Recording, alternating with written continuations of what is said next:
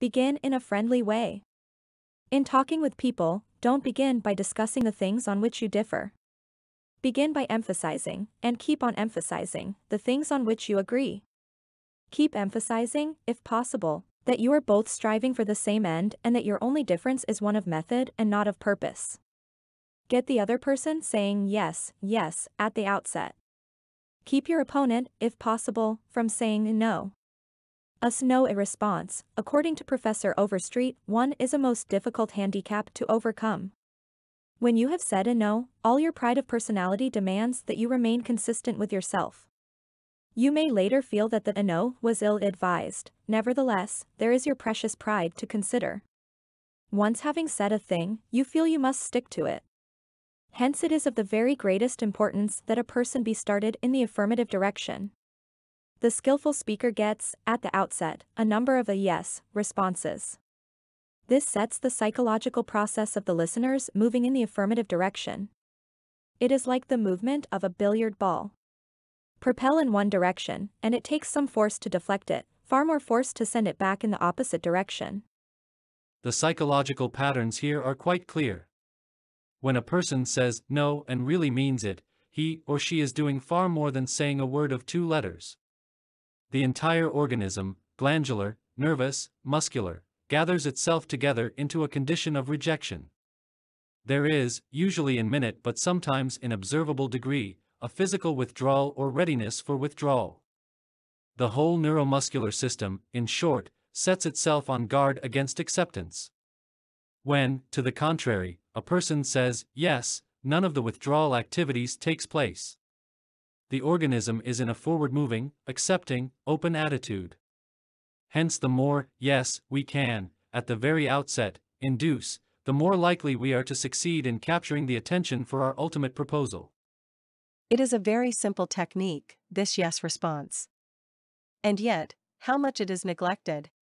It often seems as if people get a sense of their own importance by antagonizing others at the outset.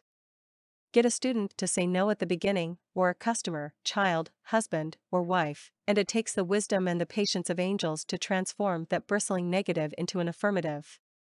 The use of this yes technique enabled James Eberson, who was a teller in the Greenwich Savings Bank, in New York City, to secure a prospective customer who might otherwise have been lost. "This man came in to open an account," said Mr. Eberson, "and I gave him our usual form to fill out.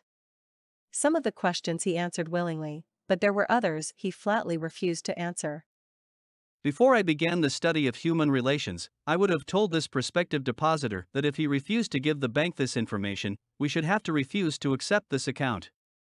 I am ashamed that I have been guilty of doing that very thing in the past. Naturally, an ultimatum like that made me feel good. I had shown who was boss, that the bank's rules and regulations couldn't be flouted. But that sort of attitude certainly didn't give a feeling of welcome and importance to the man who had walked in to give us his patronage. I resolved this morning to use a little horse sense.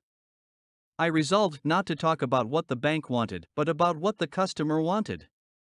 And above all else, I was determined to get him saying yes, yes from the very start. So I agreed with him. I told him the information he refused to give was not absolutely necessary. However, I said, suppose you have money in this bank at your death. Wouldn't you like to have the bank transfer it to your next of kin, who is entitled to it according to law? Yes, of course, he replied. Don't you think, I continued, that it would be a good idea to give us the name of your next of kin so that, in the event of your death, we could carry out your wishes without error or delay? Again he said, yes. The young man's attitude softened and changed when he realized that we weren't asking for this information for our sake, but for his sake. Before leaving the bank, this young man not only gave me complete information about himself but he opened, at my suggestion, a trust account, naming his mother as the beneficiary for his account, and he had gladly answered all the questions concerning his mother also. I found that by getting him to say yes, yes, from the outset, he forgot the issue at stake and was happy to do all the things I suggested. Joseph Allison, a sales representative for Westinghouse Electric Company, had this story to tell. There was a man in my territory that our company was most eager to sell to. My predecessor had called on him for 10 years without selling anything. When I took over the territory, I called steadily for 3 years without getting an order. Finally, after 13 years of calls and sales talk, we sold him a few motors. If these proved to be all right, an order for several hundred more would follow. Such was my expectation. Right? I knew they would be all right. So when I called 3 weeks later, I was in high spirits. The chief engineer greeted me with this shocking announcement: "Allison, I can't buy the remainder of the motors from you." "Why?" I asked in amazement. "Why?" "Because your motors are too hot. I can't put my hand on them." I knew it wouldn't do any good to argue. I had tried that sort of thing too long. So I thought of getting the yes, yes response. "Well, now look, Mr. Smith," I said. "I agree with you 100%. If those motors are running too hot, you ought not to buy any more of them. You must have motors that won't run any hotter than standards set by the National Electrical Manufacturers Association. Isn't that so?" He agreed it was. I had gotten my first yes. The Electrical Manufacturers Association regulations say that a properly designed motor may have a temperature of 72 degrees Fahrenheit above room temperature. Is that correct? Yes, he agreed. That's quite correct. But your motors are much hotter. I didn't argue with him. I merely asked, how hot is the mill room? Oh, he said, about 75 degrees Fahrenheit. Well, I replied, if the mill room is 75 degrees and you add 72 to that, that makes a total of 147 degrees Fahrenheit. Wouldn't you scald your hand if you held it under a spigot of hot water at a temperature of 147 degrees Fahrenheit? Again he had to say yes. Well, I suggested, wouldn't it be a good idea to keep your hands off those motors? Well, I guess you're right, he admitted. We continued to chat for a while. Then he called his secretary and lined up approximately $35,000 worth of business for the ensuing month. It took me years and cost me countless thousands of dollars in lost business before I finally learned that it doesn't pay to argue, that it is much more profitable and much more interesting to look at things from the other person's viewpoint and try to get that person saying yes, yes. Eddie Snow, who sponsors our courses in Oakland, California, tells how he became a good customer of a shop because the proprietor got him to say, yes, yes. Eddie had become interested in bow hunting and had spent considerable money in purchasing equipment and supplies from a local bow store. When his brother was visiting him, he wanted to rent a bow for him from this store. The sales clerk told him they didn't rent bows, so Eddie phoned another bow store. Eddie described what happened. A very pleasant gentleman answered the phone. His response to my question for a rental was completely different from the other place. He said he was sorry, but they no longer rented bows because they couldn't afford to do so.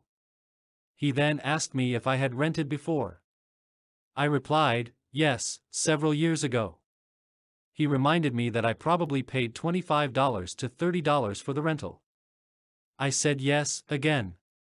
He then asked if I was the kind of person who liked to save money.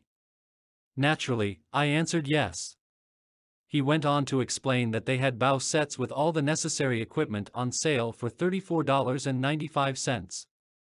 I could buy a complete set for only $4.95 more than I could rent one. He explained that is why they had discontinued renting them. Did I think that was reasonable? My yes response led to a purchase of the set, and when I picked it up I purchased several more items at this shop and have since become a regular customer. Socrates, the gadfly of Athens, was one of the greatest philosophers the world has ever known. He did something that only a handful of men in all history have been able to do. He sharply changed the whole course of human thought, and now, 24 centuries after his death, he is honored as one of the wisest persuaders who ever influenced this wrangling world. His method? Did he tell people they were wrong? Oh, no, not Socrates. He was far too adroit for that. His whole technique, now called the Socratic method, was based upon getting a yes, yes response. He asked questions with which his opponent would have to agree.